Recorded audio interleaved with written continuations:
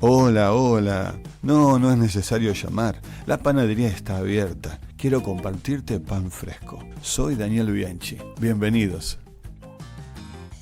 En nuestra consideración sobre el trabajo, vamos a hacer una mirada histórica sobre la influencia innegable y extraordinaria que tuvo la Reforma del siglo XVI en el concepto y la práctica del trabajo para la fe cristiana.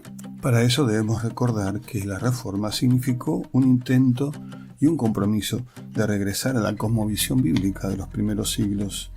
Y esto se debió a que por lo menos desde el siglo IV, con lo que se llama el constantinismo de la Iglesia, el catolicismo romano se había apartado de la enseñanza bíblica verdadera y había incorporado la influencia romana, griega e inclusive el militarismo de la cultura germánica. Así, la visión del trabajo se desvinculó de la Biblia hasta límites inimaginables. Eusebio decía en el siglo IV: dos formas de vida fueron dadas por la ley de Cristo a su iglesia. Una es sobrenatural y sobrepasa la forma de vida común. Completa y permanentemente se separa de la vida común y ordinaria de la humanidad y se dedica al servicio de Dios solo.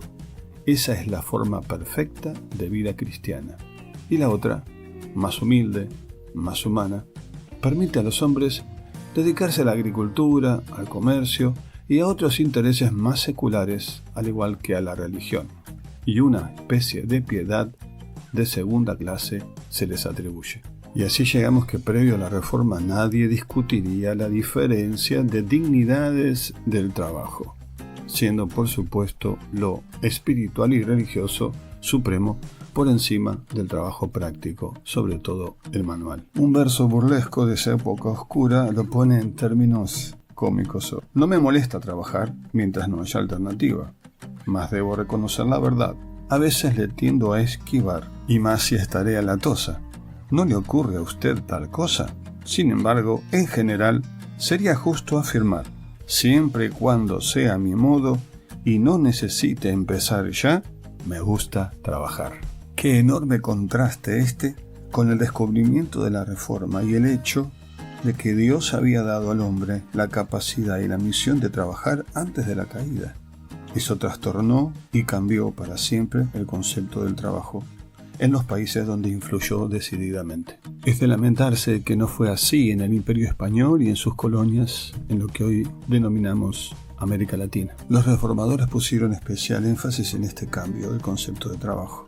Lutero escribió: cuando un ama de casa cocina, limpia y realiza otras tareas domésticas, porque ese es el mandato de Dios, incluso tan pequeño trabajo debe ser alabado como un servicio a Dios que sobrepasa en mucho la santidad y el ascetismo de todos los monjes y monjas. Siguiendo en su comentario en Génesis 13:13, Lutero continúa: de manera similar, los trabajos seculares son una adoración de Dios y una obediencia que complace a Dios. Por su parte, Calvino, comentando Lucas 10:38, dijo: es un error afirmar que aquellos que huyen de los asuntos del mundo y se dedican a la contemplación están llevando una vida angélica. Sabemos que los hombres fueron creados para ocuparse con el trabajo y que ningún sacrificio agrada más a Dios que el que cada uno se ocupe de su vocación y estudios para vivir a favor del bien común. William Tyndale tradujo el Nuevo Testamento desde el original griego al inglés y dijo sobre el trabajo: existe una diferencia entre lavar platos y predicar la palabra de Dios, pero en lo que se refiere a complacer a Dios no existe ninguna en absoluto. El pensamiento de los reformadores sin duda se basaba en la Escritura, pero sobre todo en el modelo de Jesús. Uno de ellos dijo: es cosa maravillosa que el Salvador del mundo y el Rey sobre todos los otros reyes no se avergonzara de trabajar, sí, y de emplearse en una ocupación tan sencilla.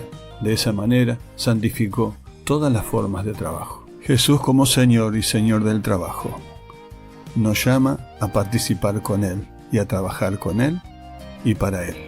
Te pregunto, ¿qué visión del trabajo tenés? Gracias por visitarme hoy. Te espero nuevamente en esta panadería.